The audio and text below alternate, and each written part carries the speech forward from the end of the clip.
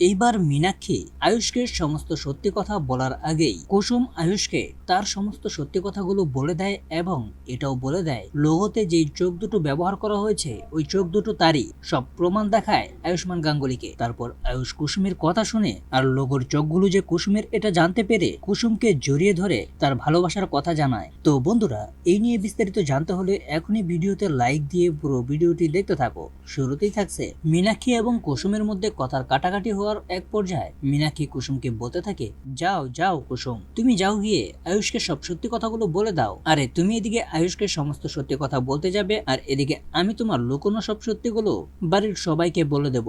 কিন্তু কুসুম তো নাছোড় বান্দা। কুসুম দেবলীনা মেঘার মতো দুষ্কৃতিকারী শয়তানদেরই ভয় পায়নি, আর এখানে মীনাক্ষীর কথাই তো কোনোভাবেই সে ভয় পাবে না। কুসুম এবার মনে সাহস নিয়ে সত্যি সত্যি আয়ুষকে গিয়ে বলে দেয় যে লোগোর চোখগুলো আসলে তারই। তারপর আয়ুষ্মান গাঙ্গুলি কুসুমের দিকে ভালো করে লক্ষ্য করে দেখতে পায় আসলেই তো সত্যিই কুসুমের চোখগুলো ওই লোগোর চোখগুলোই। তারপর আয়ুষ্মান গাঙ্গুলি কুসুমকে জড়িয়ে ধরে তার মনের কথাগুলো বলতে থাকে তাকে। আর এদিকে মীনাক্ষী যখন কুসুমের নামে কুসুমের সমস্ত গোপন কথাগুলো বাড়ির সবাইকে বলতে থাকে, ঠিক তখনই আয়ুষ্মান গাঙ্গুলি সবার সামনে বলতে থাকে, না কাকিমণি, তুমি আর কুসুমকে ছোট করে বলতে পারবে না, কারণ আমি এবার আমার ভালোবাসার মানুষকে পেয়ে গেছি। আমি আর কিছু চাই না, ওই লোগোর চোখগুলোই যে কুসুমের এটাই আমি জানতে পেরেছি। আর কুসুমের কি অতীত আছে সেটা আমি জানতে চাই না, সেটা এবারের কেউ জানতে চায় না। ওই হবে এই গাঙ্গুলি বাড়ির বড় বউ। তারপর ইন্দ্রাণী গাঙ্গুলিও বলে, হ্যাঁ আমিও একমত, আমার ছেলে এবার যা সিদ্ধান্ত নেবে আমিও তাতেই সহমত পোষণ করব। তারপরে বাড়ির সবার সামনে আয়ুষ কুসুমের